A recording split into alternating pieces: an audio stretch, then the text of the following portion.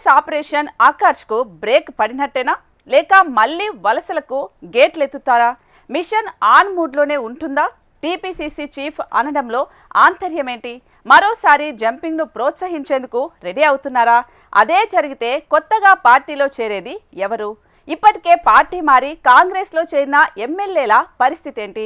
ఇదిలా ఉంటే ఆపరేషన్ ఆకర్ష్ కొత్తలో బీఆర్ఎస్ నుండి 10 మంది ఎమ్మెల్యేలు 6 ఎమ్మెల్సీలు కాంగ్రెస్లో జాయిన్ అయ్యారు. కానీ గడిచిన కొద్ది రోజులుగా ఆపరేషన్ ఆకర్ష్కు బ్రేక్ పడింది. ఎవరూ పెద్దగా చేరింది లేదు. దీనికి కారణాలు ఏంటి? కాంగ్రెస్ ఆపరేషన్ ఆకర్ష్కి బ్రేక్ పడినట్టేనా? టీపీసీసీ చీఫ్ మిషన్ ఆన్లోనే ఉందనటంలో ఆంతర్యమేంటి? జంపింగ్ను ప్రోత్సహిస్తారా? రావడానికి రెడీగా ఉన్నదెవరు? పార్టీ మారిన ఫిరాయింపు ఎమ్మెల్యేల పరిస్థితి ఏంటి? ఎమ్మెల్యేల అనర్హతపై సుప్రీం తీర్పు ఎలా ఉండనుంది? నియోజకవర్గాల్లో పాత కొత్త లీడర్లు కలిసిపోయారా?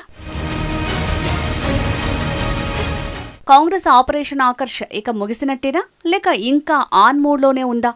ఇప్పటికే కండువాలు మార్చిన ఎమ్మెల్యేల పార్టీ ఫిరాయింపుల అంశం కోర్టు పరిధిలో ఉండటంతో అక్కడ ఏం తేలనుంది? సస్పెన్షన్ భయంతోనే మిగతా ఎమ్మెల్యేలు వలసలకు ఇంట్రెస్ట్ చూపటం లేదా లేక ఇప్పటికే హస్తంలోకి జంపైన వారి పరిస్థితి ఏమంతా బాగాలేదని నిర్ణయాన్ని మార్చుకున్నారా? కారు దిగి హస్తం చెంతన చేరిన వారి సిట్యువేషన్ ప్రస్తుతం అక్కడ ఎలా ఉంది? అక్కడ అధికారంతో వారు దర్పాన్ని ప్రదర్శిస్తున్నారా లేక ఎందుకొచ్చావురా బాబు అని తలపట్టుకుంటున్నారా? ఎమ్మెల్యేలు పార్టీ మారిన నియోజకవర్గాల్లో పాత కొత్త నేతలు కలిసి పనిచేస్తున్నారా లేక తగువలతో తంటాలు పడుతున్నారా?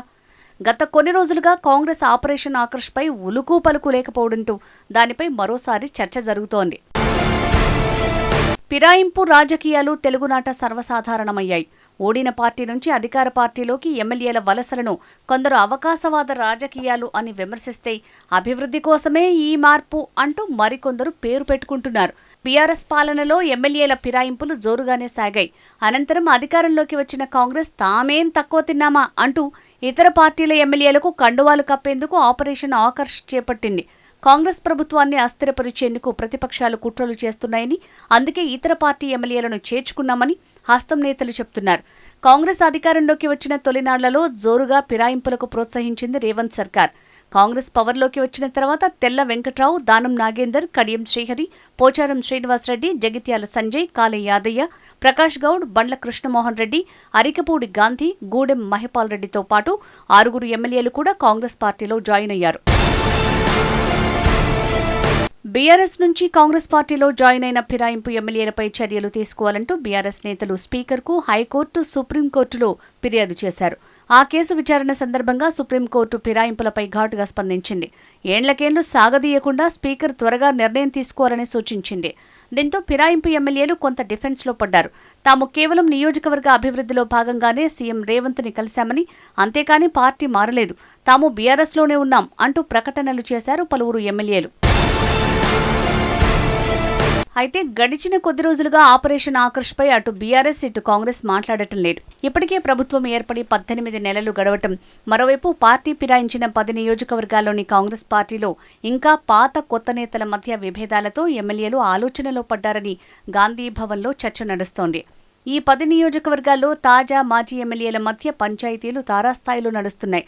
జగిత్యాలలో ఎమ్మెల్యే సంజయ్, జీవన్ రెడ్డి మధ్య, పటాన్చెరులో ఎమ్మెల్యే గూడెం వర్సెస్ కాటా శ్రీనివాస్ గౌడ్, గద్వాలలో ఎమ్మెల్యే బండ్ల కృష్ణమోహన్ వర్సెస్ సరితా తిరుపతయ్య అన్నట్టుగా వారు కొనసాగుతోంది. గ్రూపులుగా విడిపోయి పార్టీ కార్యక్రమాలు చేస్తున్నారు. దీంతో పలువురు మళ్లీ కారెక్కనున్నారనే వార్తలు వినిపిస్తున్నాయి.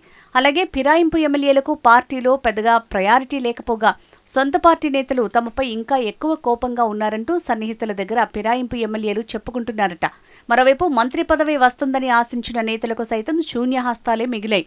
దీంతో ఇక్కడ ఉండలేక బయటికి వెళ్లలేక అలాగే ఉంటున్నారని ప్రచారం జరుగుతోంది.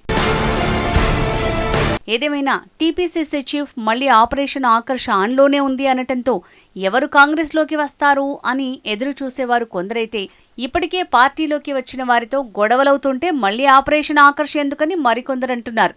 మరి ఆపరేషన్ ఆకర్ష్ మళ్లీ స్టార్ట్ అవుతుందా లేదా అనేది వేచి చూడాల్సిన అవసరమైతే ఉందంటున్నారు రాజకీయ విశ్లేషకులు.